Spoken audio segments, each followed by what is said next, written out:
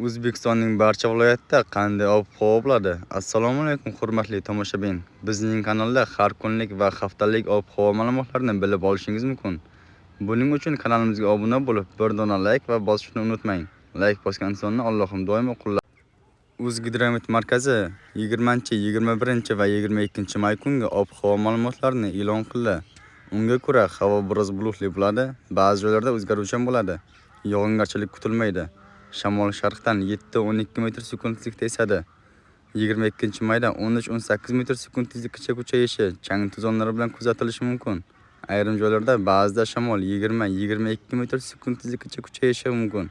Harorat kechasi 20 mayda 13-18 daraja, kunduzi 27-32 daraja, 21 va 22 mayda 15-20 daraja, kunduzi 30-35 daraja bo'ladi. O'zingizni asrang, xayr, salomat bo'ling.